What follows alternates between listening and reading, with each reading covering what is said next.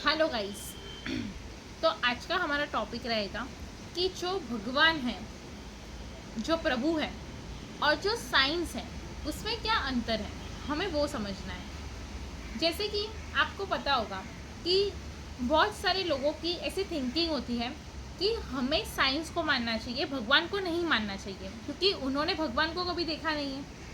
Even हमने भी नहीं देखा है, बट हम अभी भी भगवान को मानते हैं। बट कैसा होता है कि जो साइंस है, साइंस हमें बहुत सारी चीज़ें देती है। जैसे कि अपना एसी हो गया, हमारा वॉशिंग मशीन है, हम जो बिल्डिंग में रहते हैं, जो इंफ्रास्ट्रक्चर प्रॉपर्टीज़ वगैरह है, वो सब साइंस से डेवलप की है। बट जो भगवान है वो लोग नहीं मानते। भगवान के ऊपर लोगों का भरोसा धीरे धीरे धीरे करके उठ रहा है।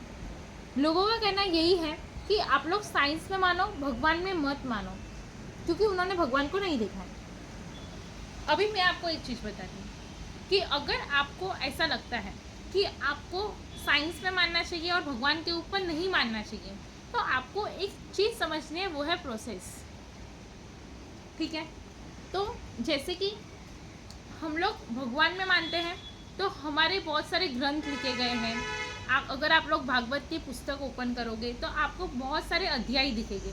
ठीक है।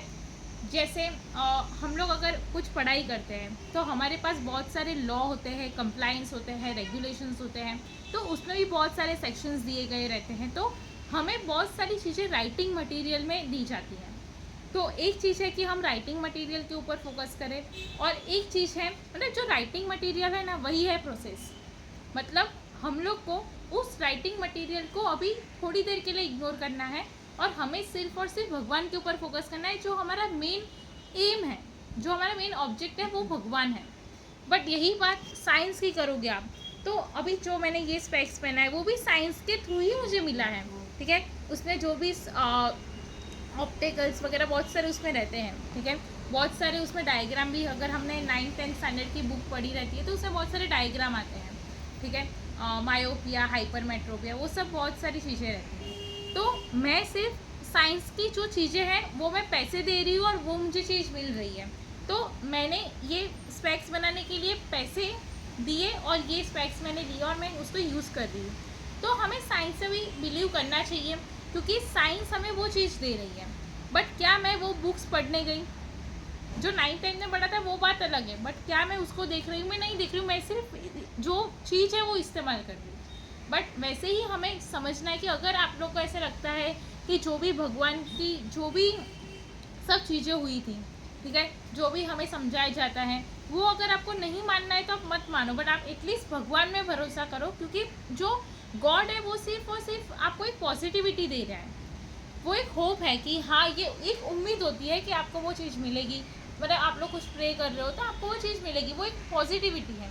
और नेगेटिविटी, अगर आप बहुत डिप्रेस्ड हो तो वो, अगर आप भगवान में मानते हो तो वो डिप्रेशन दूर होकर एक पॉजिटिव वाइब में आप चले जाओगे। तो मेरा कहना यही है बच्चों कि आप भगवान में बिलीव करो। ठीक है। क्योंकि भगवान, अगर आप एक भगवान को बिलीव करते हो ना, तो आपके अंदर एक पॉजिटिविटी रहेगी। ठीक है। जो साइंस में आपको, साइंस में पॉजिटिविटी आप क्या करोगे? आप चीज़ें इस्तेमाल कर रहे हो, आप बिल्डिंग में रहते हो, आप घर में रहते हो, जो कंस्ट्रक्शन है, जो इंफ्रास्ट्रक्चर है, वो सब आप यूज़ कर रहे हो।